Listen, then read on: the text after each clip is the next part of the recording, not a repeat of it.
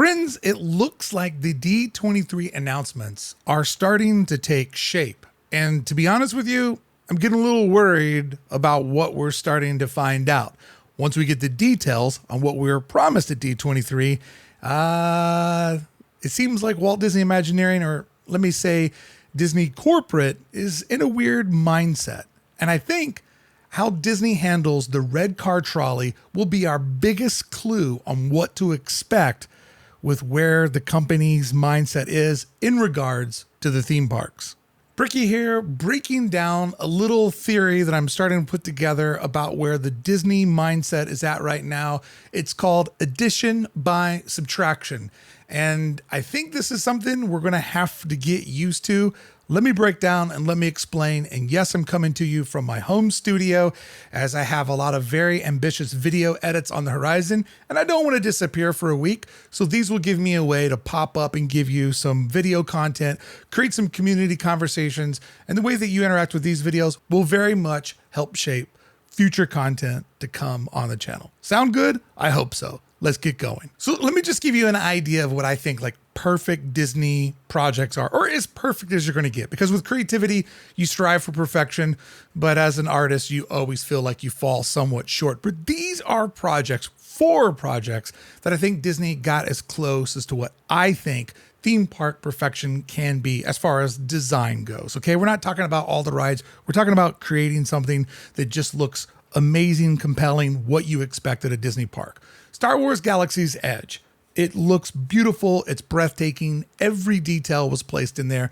You may not like the rides. You probably don't like the timeline, but if you can remove all of that and be objective about how it looks, it's beautiful. And once again, Pandora at Animal Kingdom. Not a fan of Avatar, don't really care about it. But that being said, when I go there, it doesn't matter because the land is beautiful. People love the attractions. Notice I said people and not me, but it is absolutely stunning. And then a one that I think is just a complete win is Cars Land, because the attraction here, the flagship attraction, is great. It's in, I guess, the proper timeline for Cars, but nobody would argue that Cars Land doesn't look fantastic. And same with Toontown. This might not be a place that you go to every visit, but you cannot deny that when you go under the Disneyland Railroad, and that's very important, and you enter into Toontown, that it is a stunning transformation and everything in that world feels like it is part of an animated universe. But friends, what do all of these projects have in common? Well, all of these projects are blank slate projects, meaning that Imagineering had a blank canvas to create their idea from. And you know, the creative process starts out with, here's an idea, let's blue sky it. Blue sky it means there are 0 limitations. Like if it's a good idea, put it down on paper. Later we'll worry about budgets, technology, and how realistic it is. But we have seen before that when they take a parking lot area, which is ideal because there's just all positive from that. You're just taking a blank slate, building something new in there. Or in other instances, such as Galaxy's Edge, where it's a backstage area where Disney has to kind of figure out which operations can we move off-site, how do we give our personal space over to our guests. But we do see when they go in the net positive mindset, taking something that's not part of the park and converting it over to the park with the least amount of restrictions applied to the new design and the new build. It's a way better experience for the guest. It creates something that's stunning and it creates something that's iconically Disney. And I think where a lot of people are very excited about Epic Universe is it's all blank slate. As we all know, it's not realistic to always have a magical new raw piece of land to convert over to theme park. So let's look at recently what's happened when we don't get a blank slate start. And that's why I don't want another Avengers Campus. For those of you that are unaware, Avengers Campus was essentially Bugs Land. They remassaged the shape of Bugs Land, which is already a very incredibly like small and awkwardly shaped land, kind of a bridge land to get you from one major part of the theme park to another. That's where they decided to make the home for Avengers Campus. Avengers has made more money than any other franchise inside of Disney. Why this awkward Florida-shaped piece of land that I refer to as Avengers Hallway was the home for Avengers Campus is beyond me. If any IP deserved a blank slate, a parking lot, a net positive, it was the Avengers. However, they shoehorned this design into this very awkward space, keeping an old theater that was converted over to web slinger. It created lots of pinch points, and it is my least favorite land to walk through in the entire Disneyland Resort, maybe all of the Disney parks, because there's some areas where crowd flow is put into such a weird pinch point that all the cast members can really do is to tell people, keep walking, don't stop, don't do photos when characters that they love or shows are happening above their head. Like, it's just logistically just a design nightmare. And I get it. They were working in the footprint that they had, and they try to be as ambitious as they could. But man, that footprint just put the Imagineering design with their arms tied behind their back while they were doing that design. This is easily 5th place of the 5 newest lands that we've seen Disney build. And I mean, it's in 5th place by a country mile. Think of those 4 that I opened up the video with. Each one of those transforms you into a world where you can't see anything else other than that IP. Everywhere around you, your eyes are completely fooled into thinking that this is my reality. You don't feel any of those ways at Avengers Hallway. My fear here is it does look like we have some new Avengers Hallways type projects on the horizon, which gets into my theory of today's studio video of what is addition by subtraction? Because the first 4 lands I talked to you are all net positive. We are getting something handed over to the guests that was really not part of the guest experience. But when we do addition by subtraction, we get into mindsets like the very controversial Cars Land takeover at the Magic Kingdom, where the cost is Tom Sawyer's Island, Rivers of America, and the Liberty Bell will all be surrendered and handed over to a new Cars Land. Now, guests were very excited about getting a Cars Land when they thought it was behind Big Thunder Mountain. But once they realized the addition had a subtraction attached to it, that soured the idea of Cars being a Magic Kingdom for a lot of guests. Now, I will push back. Disney, a long time ago, decided to really stop taking care of the Rivers of America, Tom Sawyer Island, and the Liberty Bell out there.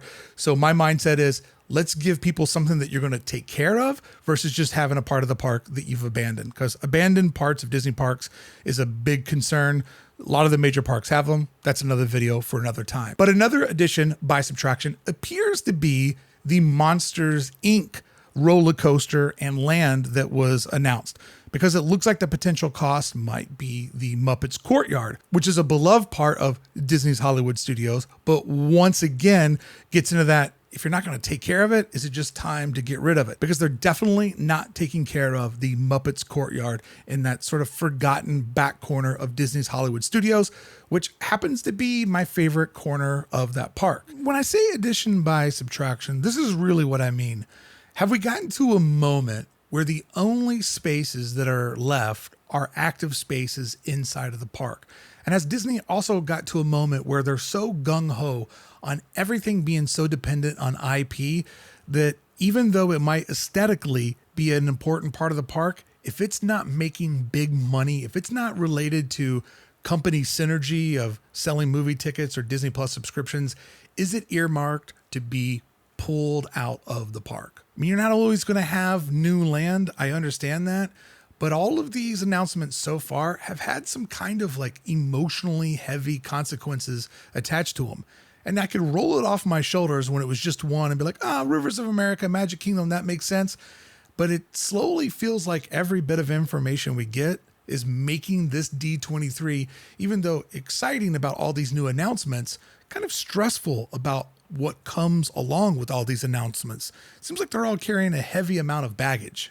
And so the idea of addition by subtraction is, okay, cool. So now every time we get something new, what's the cost? What are we giving up? Like, what thing do we love? Do we give away for a new screen-based ride based on a movie that we maybe don't care about? Versus integral parts of the park that you always walk through, you always enjoy, the things that create the vibes, the things that make the theme parks have both theme and park-like atmospheres. That's my concern. That's my concern on this new mindset of addition by subtraction. And friends, as I am busy working away on much larger projects, one of the greatest ways to help out the channel and look good while you're in the theme park is how about grabbing yourself a Vibes Overrides beautiful bricky blouse. That's right. Show everybody I'm here for the vibes. Have your lightning lanes, have your long lines. I'm good with a bench, and I'll sit there as long as I want to. My current record is 16 hours. Make sure you visit the link below. Check out our web store where you can get a Vibes Overrides beautiful bricky blouse or our Walt 1901 hoodie, because hoodie days, well, they'll be here sooner than later, I guess. Hard to sell a hoodie during a SoCal heat wave. We do know that we're getting 2 new attractions to Avengers Campus, but there is also a subtraction by this addition, which is the potential cost of losing the Red Car Trolley. And as I said at the beginning of the video, and I will break down in this video, Red Car Trolley is a huge test. This, I believe, more than anything, will give us an idea of where the mindset of Disney is at right now. But first, let's break down the D23 announcements and let's sort of categorize them on which is net positive and which is addition by subtraction. So right out of the gate, we've got 4 attractions that are coming to the Disney parks that means we're giving up something. Animal Kingdom with Pueblo Esperanza. Did I get it? Who knows? That whole transformation means giving up the Boneyard, which is a playground for kids, which they're going to give them a carousel. I think a lot of kids would probably enjoy a playground where they don't have to wait in line. They can just go ham the entire time and just get out all that pent up child aggression versus waiting in line to do a carousel, which is probably going to be 2 minutes of entertainment. Also with that area, another child friendly area, the Dino Land is all going away for a Encanto attraction. And in that, we see lots of little, subpar experiences. I know that the ride there and the different experiences are not going to be as great as Encanto, but once again, young families can do all of that at their own pace versus everybody waiting in an extremely long line to ride Encanto for like 8 minutes, hopefully, and then you're on to the next part of the park. So there is a give up there to get that. And then Indiana Jones for the dinosaur attraction. I'm assuming most fans would just go, hey, Indiana Jones, way better than a half-baked, weird dinosaur ride that I'm not a fan of. And even a small announcement we got, like Walt Disney animatronic coming to Disneyland for a while means that Great Moments with Mr. Lincoln is going away. But it does feel like they're going to eventually have it to where both shows can run in the same location. So there is a little indication of them trying to preserve legacy where they can. And then there's the Cars Land announcement, which a lot of people just aren't excited about. Already talked about that. Monsters Inc. We've already talked about, is it going to be Animation Courtyard or is it going to be Muppets Courtyard? They're going to get 2 very different reactions based on those 2 different locations. If those are the locations they're debating between, concept art seems to indicate that is the way that it's going. And I made a video about it that you can check out if you want to get more information on that. But we do have 2 projects that have unknown locations. And these unknown locations are going to give us such a big indication on what we can expect for Avatar at DCA and Coco at DCA. If these are part of Disneyland Forward, and it means we're going to get a blank canvas converted over to a truly epic looking Avatar piece of concept art, or Coco, which I think if you're going to double down on an IP inside of Disneyland, it should be Coco over anything else. And I do hope that Coco can land in an area that can truly celebrate like Latino culture and celebrate a huge part of the citizens that make up the citizens of Disneyland. So those are 2 that we have in an unknown area. But I think next information we get on each of those will inform us of where our expectations should be. Because it feels like, friends, we're hitting a moment where to get something new means we have to lose something old. This isn't a new thing in Disney design theory. I believe if you go back to the Phantom boats in Disneyland, which I think was the first ever Disney attraction that was canceled, Phantom boats went away. I don't even believe they lasted a year. And eventually in that place, you would get an expansion of Tomorrowland. So this isn't something new. You've only got so much space. You take out things that aren't working.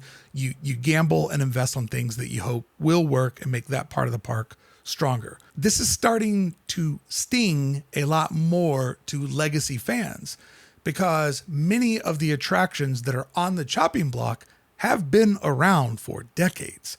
And there's now more nostalgia and memories and history connected with the Disney parks, where if you start to pull any piece of the puzzle out, it's going to break the heart of somebody somewhere. And as we're seeing, some of these things that are getting removed are attractions that have to deal with vibes. And that's starting to get fans worried is nothing sacred from the wrecking ball at Disney parks. Friends, if you're enjoying today's studio video, I hope you are. These are going to give me the ability to show up more often on the channel while I'm working on much larger projects in the background.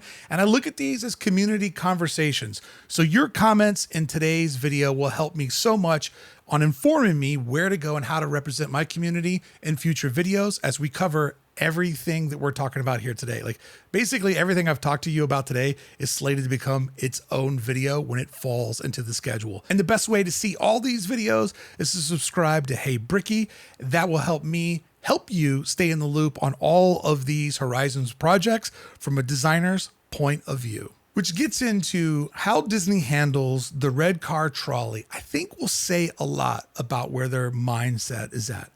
Because the Red Car Trolley, its tracks lead into the Avengers Campus HQ building, which now they're going to be 2 different attractions placed inside that footprint.